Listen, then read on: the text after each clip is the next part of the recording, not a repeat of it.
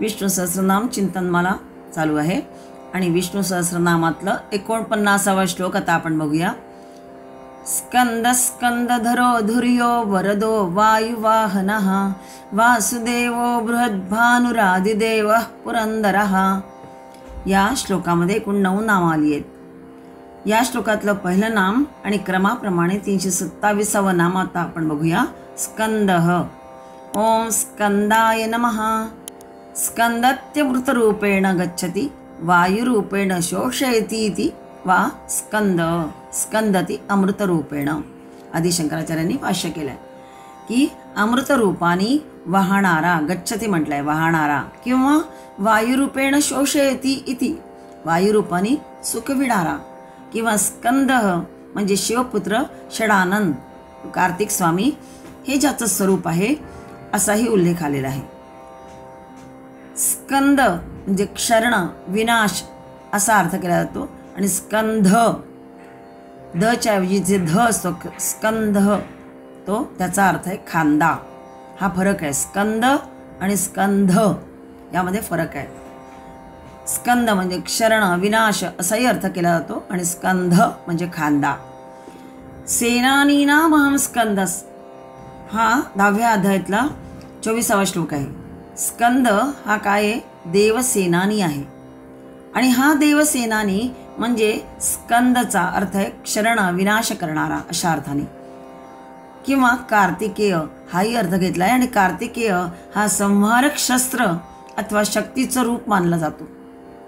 शिवपुत्र या कार्तिकेयाचं हे एक नाम आहे स्कंद. षडानंद जसं आहे तसं स्कंद हे पण एक नाम आहे.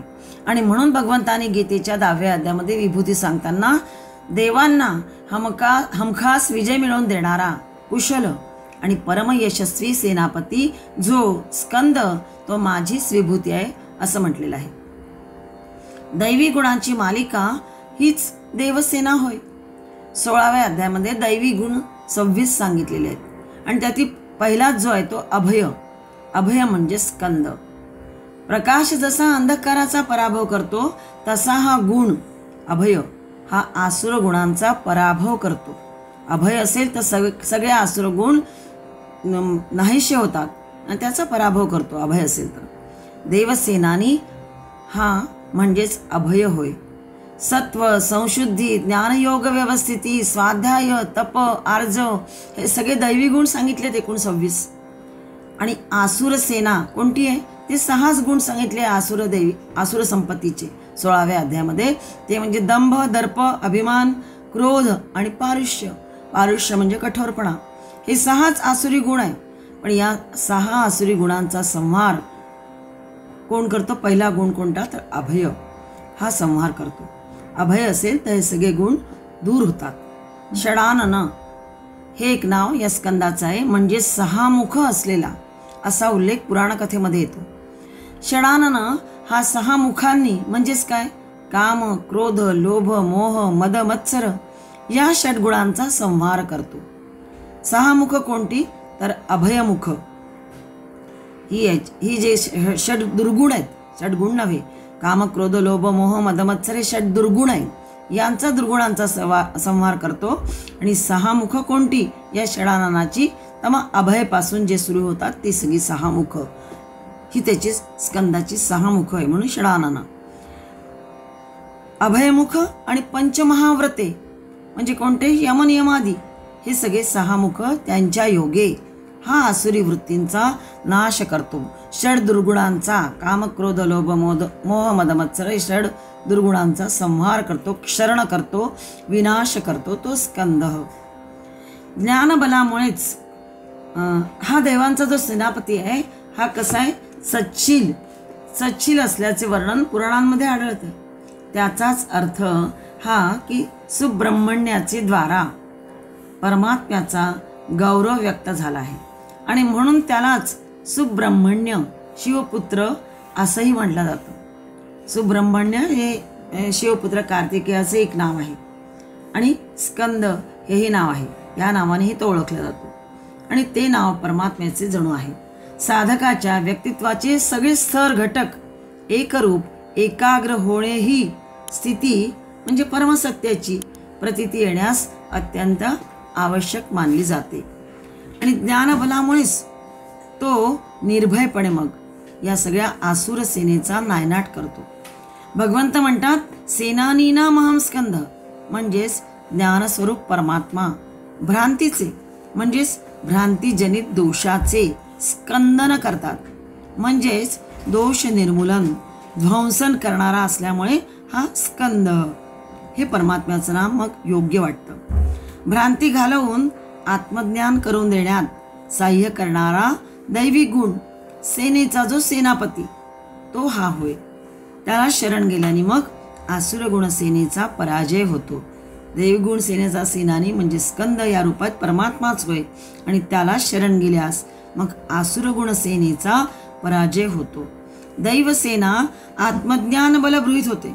असा हा दैवासुर संग्रामात म्हणजेच दैवी आणि आसुरी गुणसंग्रामामध्ये दैवी संपत्ती मिळवून देणारा म्हणजेच अमृतरूपानी जीवनी वाहणारा, हे सर्वात सुरुवातीला भाष्य केल्या शंकराचार्यांनी की स्कंदती अमृतरूपेण गच्छती, म्हणजेच अमृत रूपाने आपली जीवनी वाहणारा तो स्कंद होय, यात शंका नाही.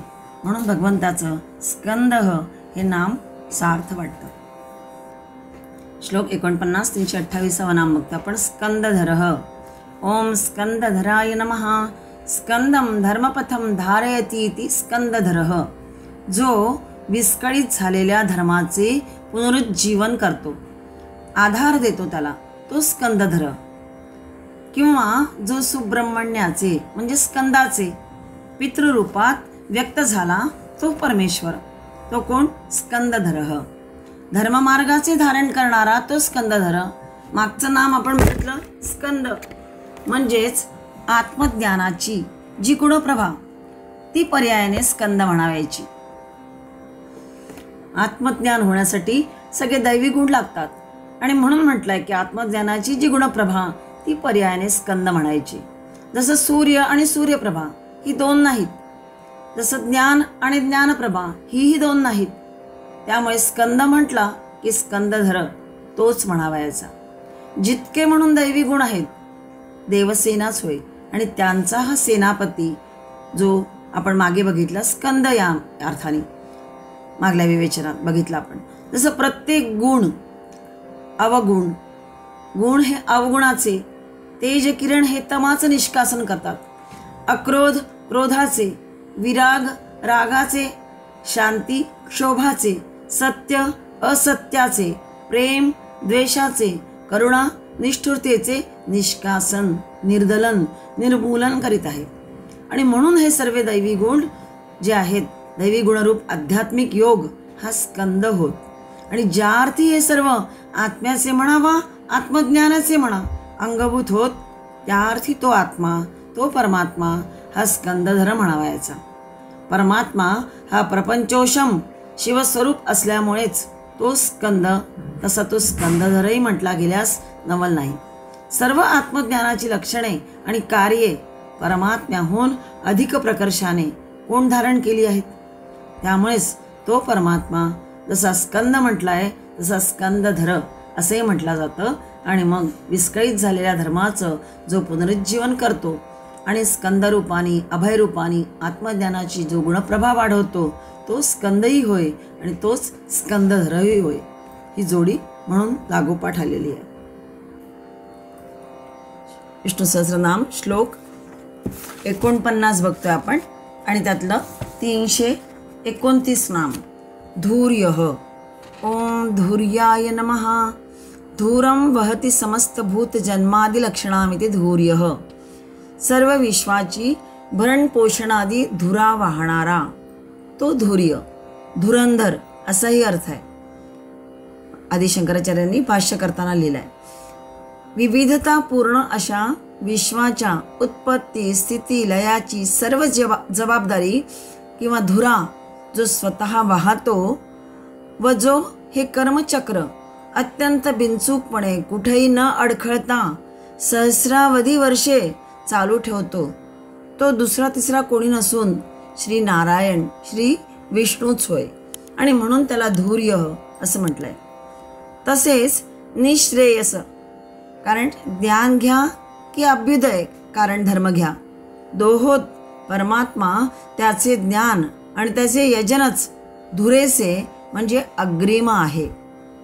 निःश्रेयाचे कारण जे आहे म्हणजे ज्ञान ते, किंवा अभ्युदयाचं कारण जे आहे ते धर्म, या दोहोंमध्येही ज्ञान आणि धर्म या सगळ्यांचा धुरा वाहणारा तो अग्रिम परमात्माच होय.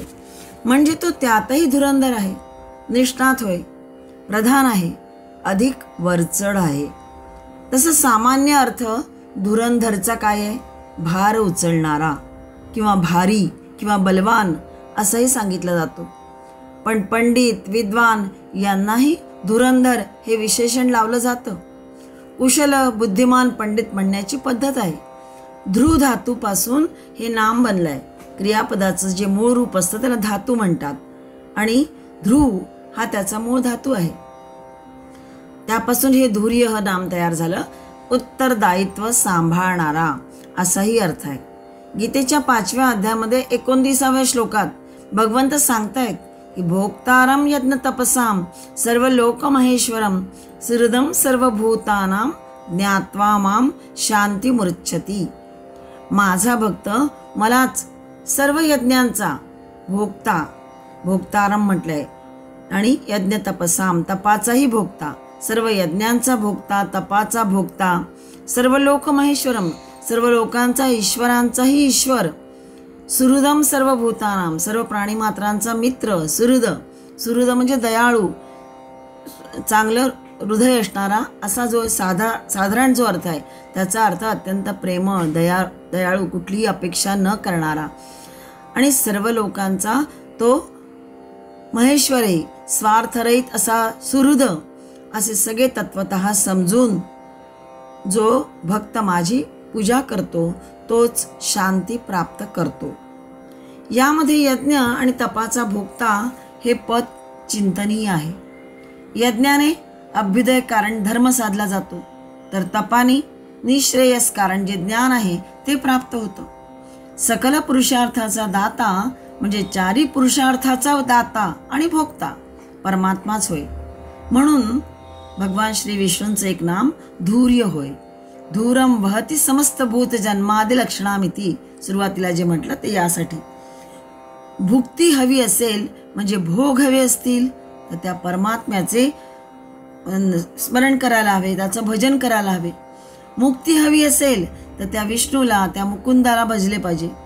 तोच सर्वतोपरी अग्रपूज्य आहे आणि तोच हा जो विश्वरथ आहे तो वाहतो आहे, म्हणजेच ओझे वाहणारा, जू ओढणारा, जू जो म्हणतो आपण, जू बैलांच्या पाठीवर ठेवतात ना पुष्कदा, तो जू ओढणारा असा हा धूर्य असा अर्थ आहे त्याचा. बैलगाडीची जी धुरा आहे त्या वाहणाऱ्या बैलाच्या मानेवर जू असतो, हे थोडं लक्षात येईल आपल्या. काहींच्या मते हा शब्द कसा आला, कुठून आला असा विचार येतो. त्यासाठी हा अर्थ सांगितलेला आहे की बैलाच्या मानेवर जो जू असतो तो जो दूध धारण करतो तो बैल आणि भार वाहून नेतो, आणि गाडीवान मग त्याच्या भरोश्यावर ठेवून आरामात गाडी चालवत असतो. कधी कधी गाडीवान गाडीत झोपतोही, पण बैल आपले पुढे पुढे गाडीला ओढत असतात, कारण तो त्याला इष्टस्थळी नेईल ही खात्री गाडीवानाला असते. गाडीची धुरा धारण करण्याची क्षमता त्याच्यामध्ये आहे. त्या धुऱ्यामध्ये किंवा त्या जूमध्ये ज्या बैलाच्या मानेवर असतो तो जू बरोबर त्याला बॅलन्स सांभाळून योग्य दिशेने मार्ग बैलाला दाखवण्याचं जणू कार्यही करतो. बैलही त्या मागे मागे जातात आणि गाडीवान मात्र बरोबर शांतपणे त्याच्या भरोश्यावर पुढे पुढे जातो. म्हणजे गाडीची धुरा धारण करण्याची क्षमता त्याच्यामध्ये आहे. तसा हा विश्वरथ, त्याचा हा जो गुरुभार आहे, म्हणजे गुरु म्हणजे मोठा भक्कम भार, तो परमात्म्याशिवाय कोण इष्टस्थळी नेईल. धुरा धारण करण्याची क्षमता एकट्या त्याच्यातच आहे. हा सामान्य मानवाचा विषय नाही आहे. मानव सर्व संसारातील काही गोष्टींची धुरा वाहणारा, अग्री राहून कार्य साधतोही. मानवही हे सगळं करतो, पण विशिष्ट कार्य विशिष्ट वेळी काळी क्वचित सहाय्य घेऊनही करतो मानव. पण परमात्मा तर अचंबित कार्य सहज करतो, पण सदा सर्व काळी. कोणाच्याही साह्याशिवाय. सर्वांचे अंतरीचे आर्तही त्याला कळतं, तेथेही तो धावून जातो. सांसारिक मायबापाप्रमाणे त्याला ते सगळं पुरवतो. जेथे धावून जात नाही तो विषय कर्माचा सिद्धांत वाचल्यानंतर कदाचित पचनी पडेल. त्या पुस्तकात सगळं दिलेलं आहे कर्माचा सिद्धांत, किंवा ज्यांना कर्माचा सिद्धांत माहिती आहे त्यांना हे सगळं कळेल की जेथे धावून जात नाही तिथेही तो कशा पद्धतीने तो बरोबर आपल्याला पूर्ण करून देतो. म्हणजेच परमेश्वरावर दोषारोप आपण करणार नाही. मग त्याचं मात्र सर्वत्र लक्ष बारीक असतं. विश्वाचा धूर्य मात्र तोच होय या शंका नाही. सर्व भूत सुहृत असल्यामुळेच त्यालाच धूर्य, धुरंधर, धुरा वाहणारा तो आहे. म्हणून भगवंताचं एक नाम, महाविष्णूचं एक नाम धूर्य असं इथे भीष्माचार्यांनी उच्चारलेलं आहे. श्लोक 49, 330 नाम बघतो आपण. वरदः. ओम वरदाय नमः. अभिमता वरान ददातीति वरम गाम दक्षिणाम ददाति यजमान रूपेणेति वा वरदः. गौरवैः वरः इति श्रुतेः. इच्छित वर देतो परमात्मा, म्हणून त्याचं एक नाम वरद आहे. अभिमतान वरान ददाती इति असं भाष्य केलंय की जो इच्छित वर देतो परमात्मा त्याला वरद ही संज्ञा शोभून दिसते. दुसरे म्हणजे यजमान रूपानी दक्षिणा देताना. यजमान रूपेणे ती वरम गाम दक्षिणाम ददाती, म्हणजे यजमान रूपानी दक्षिणा देताना वर अर्थात गायी देतात, म्हणून वरद हाही अर्थ श्रुतीनुसार केलेला आहे. श्रुतीनुसार गायी या वरच आहे. जे निस्पृहपणे किंवा शुद्ध विवेक बुद्धीने त्याला पाहण्याला प्रयत्न करतात त्यांना जीवनातील श्रेष्ठ वरदान तो देतो, म्हणून वरद. वरद म्हणजे अभिलषित, जे इच्छित आहे ते जो देतो तो वरद.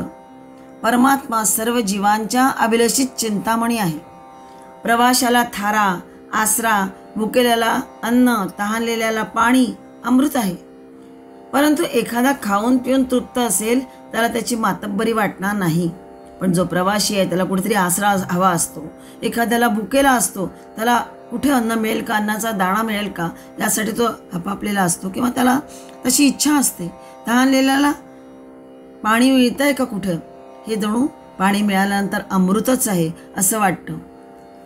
पण एखादा जो असतो तो खाऊन पिऊन तृप्त असेल तर त्याला या सगळ्याचं कल्पना येणार नाही. त्यामुळेच ज्याला त्याची गरज आणि ओढ आहे ती त्याची मागणी पुरवणे याहून अधिक सुखकर दुसरं काही नाही. परमात्मा हा तसा आवडीचे दान देतो, म्हणून तो वरद होय. तुम्ही वराल ते देतो, पण त्यामुळे त्याच्या बऱ्या वाईटपणाची जबाबदारी सर्वस्वी तुमची असते. कधी कधी नको त्या गोष्टी आपण मागतो, परमेश्वर देतोही, पण मग त्याचे फळही आपल्याला भोगावे लागतंच. म्हणून बरा वाईटपणाची जबाबदारी ही सर्वस्वी तुमची असते असं म्हटलेलं आहे, म्हणजे मानवाची. ये यथा माम प्रपद्यन्ते तांस तथैव भजाम्यहम. अध्याय 4 मध्ये 11वा श्लोक आहे की जे मला जसे भजतात, प्रपद्यन्ते म्हटलंय, जशी माझी पूजन करतात, जसे मला भजतात, मीही त्यांना तसाच भजतो. तांस तथैव भजामी अहम. अहम म्हणजे भगवंत स्वतः म्हणतात आहे की मी तसा त्यांना देतो, म्हणजेच मी त्यांना प्रिय, त्यांचं जे हवं आहे ते देतो, म्हणजेच भजतो. अशी त्या वरदाची प्रतिज्ञाच आहे. वर मागण्यातून बरा वाईटाची जी जोखीम आहे ती असल्यामुळे सहज साधा भोळा ज्ञानी भक्त प्रतर्दन म्हणतो. जो एक भक्त आहे प्रतर्दन नावाचा, तो साधा भोळा ज्ञानी भक्त आहे. तो म्हणतो, देवा तूच सांग माझ्यासाठी काय योग्य आणि काय अयोग्य, तूच माझा वरज्ञ होय. इथे वरद नाही म्हटलंय, वरज्ञ, वर जाणणारा असा तूच आहेस. त्यामुळे तूच सांग मला काय माझ्यासाठी योग्य आहे किंवा काय अयोग्य आहे, असा हा साधा भोळा ज्ञानी भक्त प्रतर्दन म्हणतोय. उलट प्रल्हादासारखा चतुर्भक्त काय म्हणतोय, वरम ब्रूहि देवानी म्हणताच. परमात्याला तो म्हणतो प्रल्हाद की मामाम प्रलोभयोत्पत्त्यासक्तम कामेषु तैर्वरैहि कामानाम हृदय सर्वहम भवतस्तु वृणे वरम. वर मागण्यात वरण्यात अतुल बुद्धिमत्ता यामध्ये प्रल्हादाने दाखवली आहे. भक्त प्रल्हाद नारदजींकडून शास्त्रज्ञान प्राप्त केलेलं आहे आणि तो म्हणाला होता की मी केवळ आपला काय सेवक आहे. भगवान मी आपला केवळ सेवक आहे आणि आपण माझे स्वामी आहात. सेवकाचं कर्तव्य इतकंच की स्वामीची सेवा करणं, भगवंताची सेवा हाच भाव सतत असेल. सच्चा सेवक निस्वार्थ भावाने स्वामीची सेवा करतो. पण भगवंतांनी, नरसिंह अवतारातील भगवंतांनी प्रल्हादाला वर माग म्हणून आग्रह करताच प्रल्हाद म्हणालाय की मला असं वरदान द्या की माझी बुद्धी कधीही कुठल्याही कामना इच्छांची अपेक्षा करणार नाही. माम प्रलोभयोत्पत्त्यासक्तम कामेषु तैहि वरैहि असं म्हटलेलं आहे जे पहिल्या ओळीत, ते यासाठी की मला कुठल्याही कधीही कामना इच्छांची अपेक्षा मी करणार नाही. आपल्याजवळ जे काही आहे ते दिव्य आणि आनंदमय आहे, त्याची सदैव आस असावी. असं म्हणून प्रल्हादानी त्या परमतत्वाला स्वतःला जाणावे, तेच मनुष्याच्या हिताचे आहे असं मला वाटतं असं म्हटलेलं आहे. असं म्हणून आपण बघितलं की प्रतर्दनाला त्यांनी आत्मकामना बहाल केली.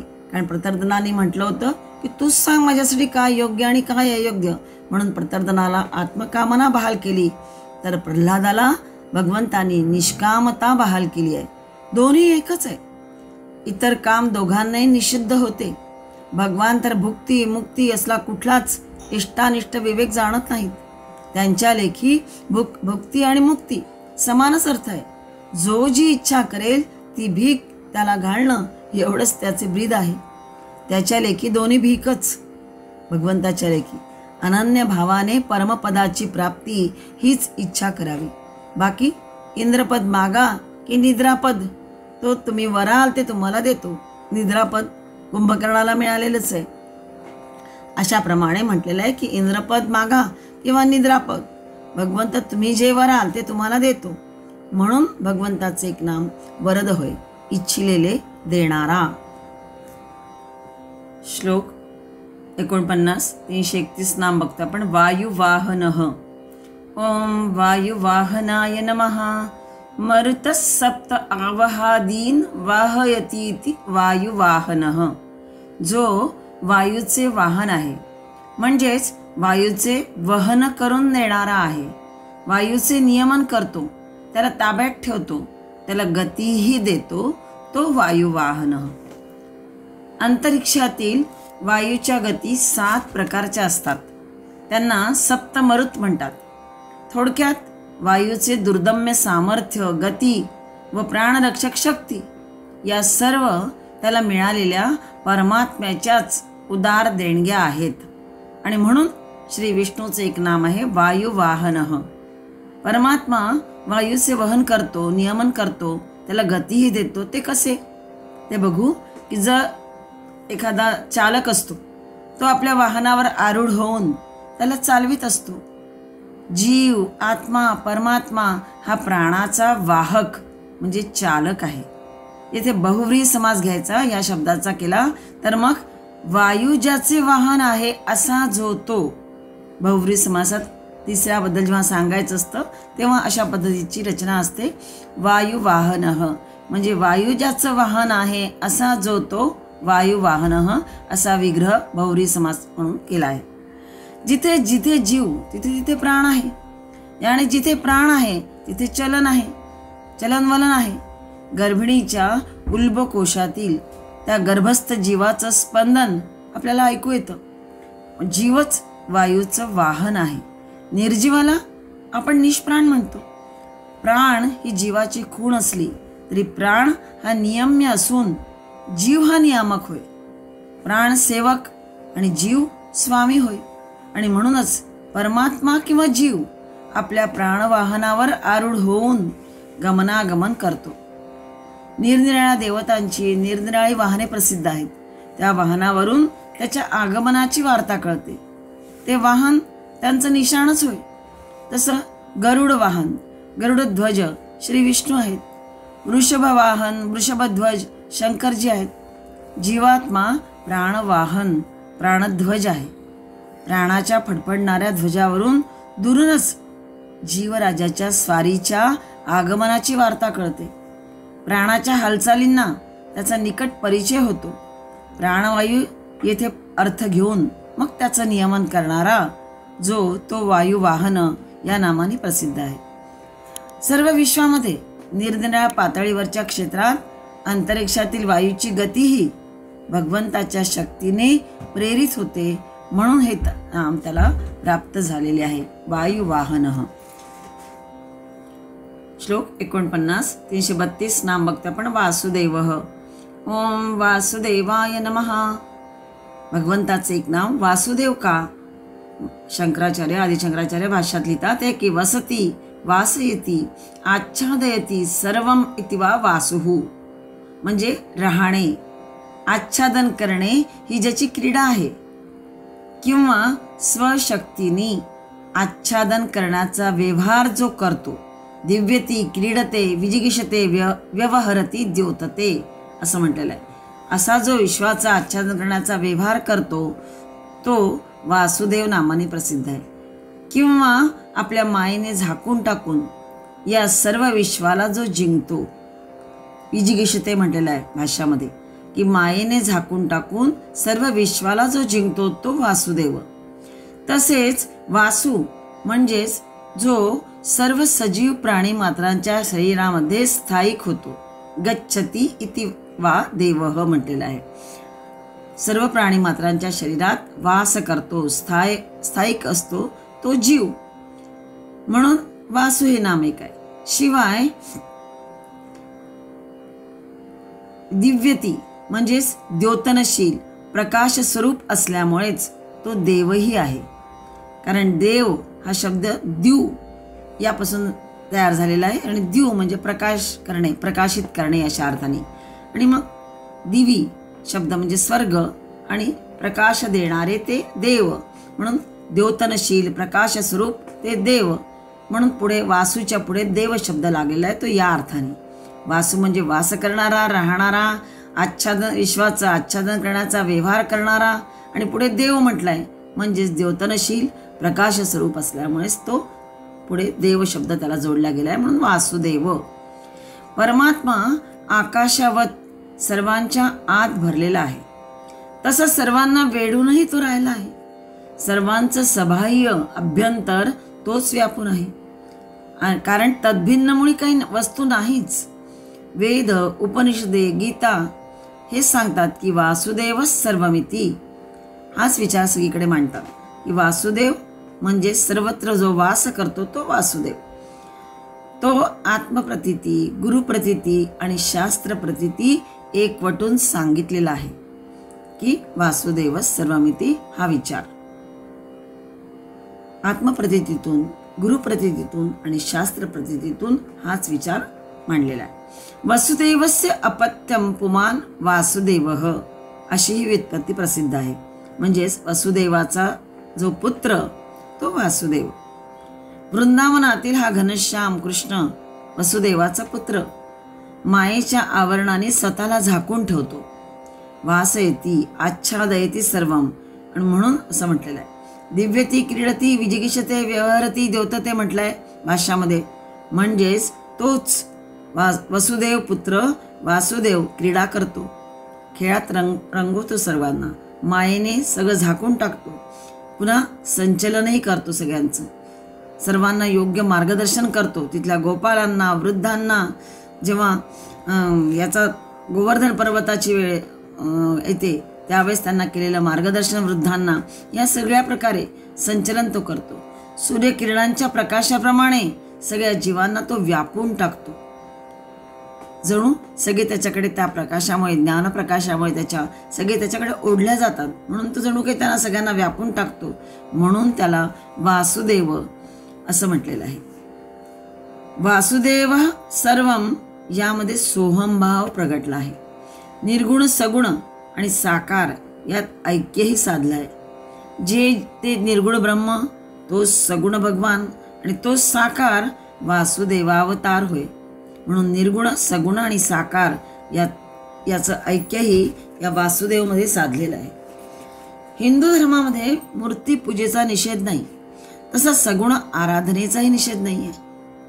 निर्गुणाच्या भूमिकेवर, सगुणाच्या विटेवर साकार विठ्ठल भक्तांना भेट देत उभा आहे. हे इथे तिन्ही एकरूपच आहे. विष्णू पुराणात म्हटलंय की सर्वत्रासौ समस्तम च वसत्येत्रेति वै इतः. वसती अत्र एति वै यतः म्हणजे ततः स वासुदेवेति विद्वद्भिः परिपठ्यते, असाही पूर्ण अर्थ सांगितलेला आहे की या संपूर्ण लोकामध्ये सर्वत्रासौ वसती अत्र इति वै यतः म्हणजे या संपूर्ण लोकामध्ये सर्वत्र जो वास करतो, ततः स वासुदेव इति विद्वद्भिः म्हणून विद्वद्भिः म्हणजे विद्वानांकडून त्याला वासुदेव हे नाम प्राप्त झालंय. सर्व भूत त्या परमात्म्यामध्ये वास करतात, तथा सर्व भूतांमध्ये तो सर्वात्मा बनून राहतो. परमात्म्याचाच प्रत्येक आत्मा सर्व जीवामध्ये अंशरूपाने आहेच आणि म्हणून सर्वात्मा म्हटलेला आहे. अशाही प्रकारे तो वासुदेव म्हणूनच म्हटला गेलेला आहे. सर्वत्र वास करणारा आणि विश्वाचं आच्छादन करण्याचा व्यवहार करणारा, मायेने झाकून टाकून सर्व विश्वाला जिंकणारा असा तो, आणि स्थायी रूपाने सजीव प्राणी मात्रांच्या शरीरामध्ये राहणारा. स्थायी याचा अर्थ स्थायिक म्हणून थोड्या ज्या काळापर्यंत राहायचं तोपर्यंत जीव म्हणून राहणारा असा तो वासुदेव. आणि प्रकाश स्वरूप असल्यामुळे देव म्हटलंय म्हणून वासूच्या पुढे देव लागलाय वासुदेव. श्लोक 49 333 नाम बघते आपण. बृहद्भानुः. ओम बृहद्भानवे नमः. बृहन्तो भानवो यस्य चंद्रसूर्यादिगामिनः तैर्विश्वं भासयति यः सः बृहद्भानुरुच्यते. ज्याचे किरण किंवा प्रकाश फार मोठा आहे. बृहत म्हटलेला आहे म्हणजे मोठा आहे, ज्याला असंख्य किरणे आहेत. बृहंतो भानवो यस्य चंद्र सूर्यादी गामिनः म्हटलेलं आहे. म्हणजेच बृहत असंख्य अशी किरणं आहेत त्याला, म्हणजेच जो सूर्यचंद्राच्या किरणांद्वारे सर्व जगत प्रकाशमान करतो तो बृहत भानू. महाभारतामध्ये उल्लेख आहे की ज्याची किरणे चंद्र सूर्य इतर ग्रहांना मिळतात आणि त्यांच्याद्वारा तो सर्व विश्व प्रकाशित करतो, म्हणून तो कसा आहे महान बृहत तेज धारण करणारा आहे. सूर्य जगाला प्रकाशित करतो हे आपण सगळं जाणतो, परंतु तो स्वतःला प्रकाशित करू शकत नाही. सूर्य चंद्र अग्नी या सर्वांना हे लागू होतं. ते स्वतः प्रकाशित होत नाही, पण ते जगाला प्रकाशित करतात. सूर्य सगळ्या प्रकारे जगाला तापवतो, चंद्र शीतलता देतो, अग्नी सुद्धा तेज देतो, प्रकाश देतो किंवा उष्णता देतो अशा अर्थाने. पण स्वतः ते प्रकाशित होत नाही. जे स्वतःला जाणत नाही तो मात्र साऱ्या जगाला तरी काय जाणणार. म्हणजेच जे स्वतःला जाणत नाही, सूर्य चंद्र अग्नी हे स्वतःला जाणत नाही, त्या साऱ्या जगाला तरी ते काय जाणणार. म्हणजे ते फक्त प्रकाश देण्याचं काम करतात. त्याचे ते प्रकाशकत्व नुसतं नावाच आहे, ते खरं नव्हे. खरा प्रकाश केवळ एका चित सत्तेचाच आहे. त्याच्यामुळेच हे सूर्यचंद्र अग्नी प्रकाश देतात. पण खरा प्रकाश जो स्वतःचा आहे तो केवळ एका चित सत्तेचाच आहे, आणि म्हणून केवळ तीच एक प्रकाशक असून इतर सारे प्रकाश्य होय. हा मात्र प्रकाशक आणि बाकी सगळे प्रकाश्य. यदादित्यगतं तेजो जगद्भासयते खिलम. गीतेच्या 15व्या अध्यायात श्लोक आलेला आहे की यच्चंद्रमसि यच्चाग्नौ तत्तेजो विद्धि मामकम.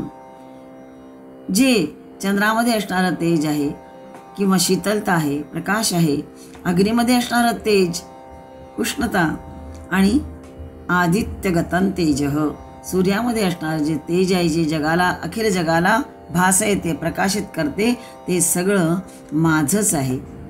विद्धी मामकम. मामकम विद्धी, ते माझं आहे असं सगळं समज. आणि त्यामुळेच सारं विश्व चितघन परमात्म्याच्या अधीन आहे. असा हा बृहत भानुः, ज्याचे किरण आणि प्रकाश बृहत आहे, मोठे आहे, महान आहे. श्लोक 49 334 नाम. आदिदेवः. ओम आदिदेवाय नमः. आदिकारणं स चासौ देवश्चेति आदिदेवः. द्योतनादिगुणवान देवः. जो सगळ्यांचा आदि स्रोत आहे तो भगवान श्री विष्णू परमात्मा होय. अनेक प्रकारची नावं याच अर्थाची या आधी पण येऊन गेलेली आहे. जो सर्वांचा आदि स्रोत आहे तो भगवान श्री विष्णू परमात्मा. सर्वांचा आदिकारणही तोच आणि पहिला देवही तोच आहे. प्रभूचे प्रभू, प्रभूंचेही प्रभू तेच आहे श्री विष्णू. आदिदेवाचं वर्णन ज्ञानेश्वर महाराज करताना लिहितात आहे की सर्वादि सर्व साक्षी तो, विश्वंभर खर्विदम तो गे बाई, आनंदा आनंद तो, प्रबोधा प्रबोध तो गे बाई, बाप रखमा देवीवरी तो विटेवरी उभा. विश्वाचं पोषण करणारा तो सर्वांचा आदी आहे, तोच सर्वाला साक्षही आहे आणि तोच सर्वांच्या आनंदाचा आनंदही तोच आहे. प्रबोधा प्रबोध म्हणजे ज्ञानाचं ज्ञानही तोच आहे. विटेवर येऊन उभा असलेल्या रुक्माईचा पतीही तोच आहे. असा हा परमात्मा स्वतःच आदिरूप असल्यामुळे त्याच्या आदी किंवा त्याचे मूळ दुसरे काहीही नाही. तो अनादी आहे. झाडाला मूळ असतं, पण मुळाला मूळ कुठलं? हा सर्वादी असलेल्या सत्यदेव सर्व साक्षी आहे. सर्वांचा ज्ञाताही तोच आहे. नुसता ज्ञाताच नाही तर आनंदाचा आनंद कंद म्हटलेला आहे. हा सच्चित स्वरूप सुखरूप परमात्मा प्रकृतीचा स्वामी असून तोच विटेवरी उभा म्हणजे प्रतिदेहाच्या इष्टिकेवर असं म्हटलेलं आहे. विट म्हणजे काय तर प्रतिदेहाच्या इष्टिकेवर उभा आहे. हिंदीमध्ये इष्टिका विटेला म्हणतात. औपचारिक वेदी तयार करण्यासाठी ही इष्टिका म्हणजे या विटेचा उपयोग करतात. वेदिका जी बनवतात यज्ञ करत असताना ती वेदी तयार करण्यासाठी इष्टिका म्हणजे या विटेचा उपयोग करतात. आणि विठ्ठल हे विष्णुरूप होय. तसंच श्रुती स्मृती पुराणात कुठेही असा उल्लेख नाही आहे, पण विठ्ठल हा प्रेमाचं प्रतीक आहे. विठ्ठलाचं हे कुठेही वर्णन बाकी ठिकाणी नाही आहे, पण विठ्ठल हे विष्णुरूपच होय. विठ्ठल हा प्रेमाचं प्रतीक आहे. विटेवरी उभा तो गे म्हटलंय म्हणजेच प्रकृतीचा हा स्वामी विष्णुरूप विठ्ठल प्रेमाचं प्रतीक म्हणजेच प्रकृतीचा हा स्वामी या इष्टिकेवर म्हणजेच प्रतिदेहाच्या इष्टिकेवर तो उभा आहे. विटेवर तो उभा आहे. असं प्रतिदेहाच्या विटेवर तोच उभा आहे. देव अनेक आहेत. पृथ्वीवर अग्नी हा देव आहे. अंतराळामध्ये विद्युत देव आहे. आकाशात व स्वर्गात सूर्य हा देव आहे. कारण ते सर्व विद्योतमान आहेत. पण या सगळ्या देवांचा तो देव आहे. पृथ्वीवर अग्नी, अंतराळात विद्युत देव आहे, आकाशात किंवा स्वर्गात सूर्य आहे. ते सगळे विद्युतमान आहे, प्रकाशमान आहेत. पण सगळ्या देवांचाही जो देव आहे, सगळ्या प्रकाशकांचाही जो प्रकाश्य आहे, तो देव हाच आहे आदिदेव. सर्वांचा आदिस्रोत तोच आहे. म्हणून आदिदेव म्हटलेलं आहे. समस्त विश्व त्याचाच प्रकाश आहे. माऊली ही ज्ञानेश्वरीच्या आरंभी म्हणूनच मंगलाचरणाची जी प्रार्थना करतात तेव्हा म्हणतात की ओम नमो जी आद्या वेद प्रतिपाद्या जय जय स्वसंवेद्या आत्मरूपा. जो ब्रह्मांडाचे येण्याआधीच ज्याचं पहिलं अस्तित्व होतं असा तो अनादी आणि आदिदेव म्हणून संबोधला गेलेला आहे. म्हणून आदिदेव हे श्री विष्णूंचं नाम सार्थ वाटतं. श्लोक 49 335 नाम बघतो आपण. पुरंदरः. ओम पुरंदराय नमः. सुरशत्रूणां पुराणां दारणात पुरंदरः. देवशत्रूंच्या पुरांचे विध्वंसन करणारा. पुरं दारयती इति पुरंदरः असा व्युत्पत्तीने याचा अर्थ केलेला आहे की जो पुर म्हणजे किल्ले कोट, दारयती म्हणजे फोडून टाकतो तो पुरंदर होय. परमार्थात घातक असणाऱ्या देहबुद्धीला नाहीशी करणाराही तो पुरंदरच. किल्लेकोट फोडायचे ते कोणाचे तर अर्थात शत्रूचे. परमात्मा तसा पुरंदर आहे. तो आपल्या शत्रूचे किल्लेकोट नेस्तनाभूत करतो. अर्थात त्याला मैदानात खेचून ठेचून काढतो, ठार करतो. पण परमात्म्याला कोण शत्रू असतील प्रश्न पडू शकतो. परमात्म्याला वास्तविक शत्रू कोणी नाहीच, पण परमात्म्याच्या ज्ञानाच्या आड जे येतात तो त्याचा शत्रू म्हणावायचा. गीतेच्या 16व्या अध्यायामध्ये 18 आणि 19 श्लोकामध्ये भगवंतांनी स्पष्ट केलंय की मज अंतर्यामीचा द्वेष करणारे काही असतात. ते कसे असतात तर अहंकारम बलंदर्पं कामं क्रोधं च संश्रिताः मामात्मपरदेहेषु प्रद्विषन्तोऽभ्यसूयकाः. म्हणजेच अहंकार, बल, दर्प, काम, क्रोधादी विकार आणि दुसऱ्यांची निंदा करणारे पुरुष. प्रद्विषन्तोऽभ्यसूयकाः, अभ्यसूयकाः म्हटलंय. दुसऱ्यांची निंदा करणारे पुरुष आपल्या आणि इतरांच्या शरीरात असणाऱ्या मज अंतर्यामीचा द्वेष करणारे असतात. ते स्वतःही जाणत नाही की आपल्या स्वतःतच तो ईश्वराचाच अंश वास करतोय किंवा इतरांमध्ये सुद्धा ईश्वरी अंश आहेच हे जाणत नसल्यामुळेच ते त्यांचा द्वेष करतात. आणि मग अशांना तानहं द्विषत क्रूरान संसारेषु नराधमान क्षिपाम्यजस्रमशुभान नासुरीष्वेव योनिषु. त्या द्वेष करणाऱ्या, द्विषतः म्हटलंय, तान द्विषतः, त्या द्वेष करणाऱ्या पापाचारी क्रूर कर्मे करणाऱ्या नराधमांना, क्रूरान नराधमान मी संसारामध्ये वारंवार आसुरी योनींमध्येच ढकलतो. क्षिपामी अजस्र अशुभान आसुरीषु योनिषु. आसुरी योनीमध्येच मी वारंवार त्यांना ढकलतो. पण माझ्या मार्गाने चालणारे जे असतात, माझाच ध्यास असणारे असतात, त्या भक्तांचे मात्र मी रक्षण करतो. परमात्म्याचा खरे तर कोणी शत्रू नाही, पण जे लोक आडवाटेने जातात त्याचे मुख्य कारण काय आहे तर काम होय. आणि हा कामच त्याच्या कल्याण मार्गातील विघ्न आणणारे मोठे शत्रू आहेत. पारमार्थिक मार्गामध्ये आसक्ती, काम म्हणजे राग असा अर्थ घेतलेला आहे संस्कृतमध्ये, आणि द्वेष हे जे आहे हे साधकाच्या साधन संपत्तीला लुटणारे मुख्य शत्रू आहेत.